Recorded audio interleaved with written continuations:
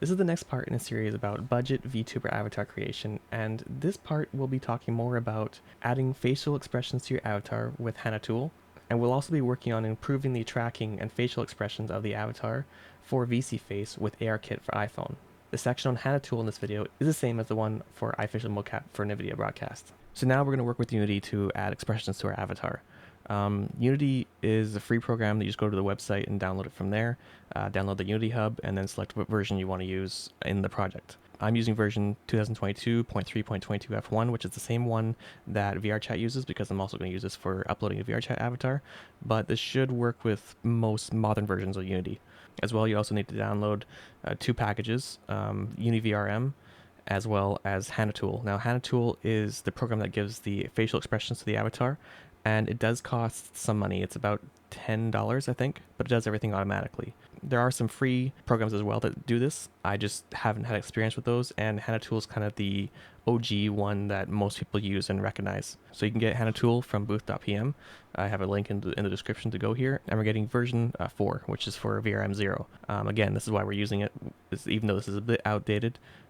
They have a version for VRM 1, but this VRM 0 is what most people kind of use, and yeah, it's what I use. As well, there's the UniVRM and the GitHub page, so we just go here, and then just go down to download, and then select UniVRM.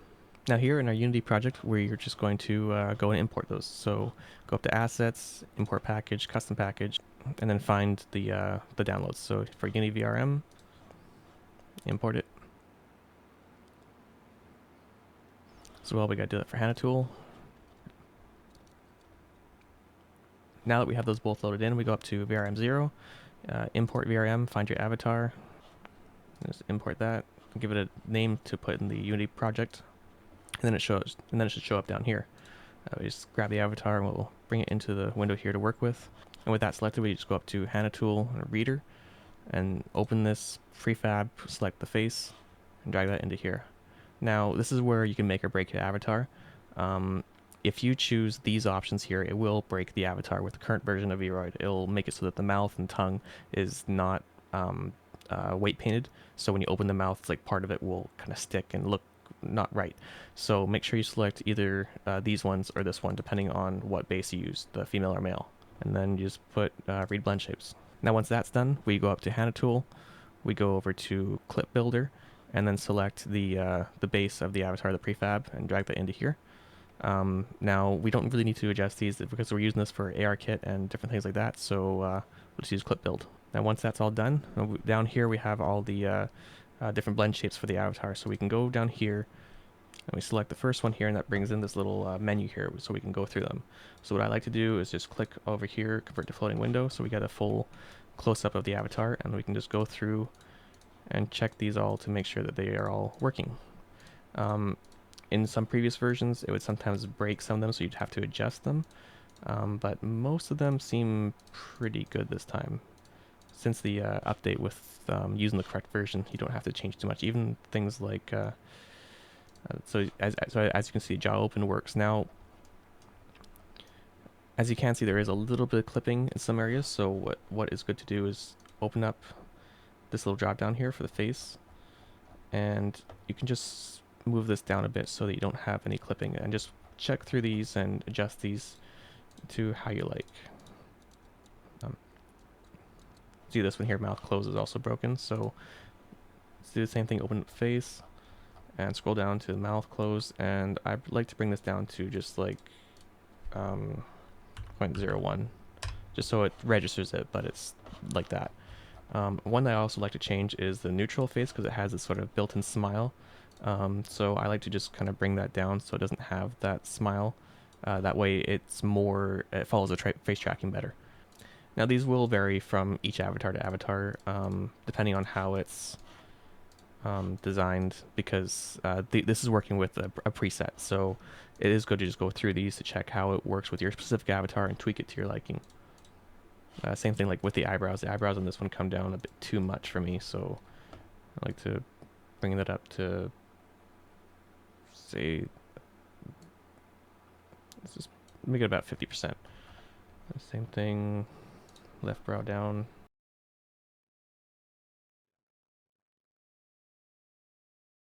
And you can also change some of these as well to something else. Say when it comes to eye wide, right? With the eye wide, it doesn't do too much. It just kind of opens it up. But I like to add it. I like to have it so that the eyes look more surprised and the pupils dilate a bit. So what I actually like to do is go up here to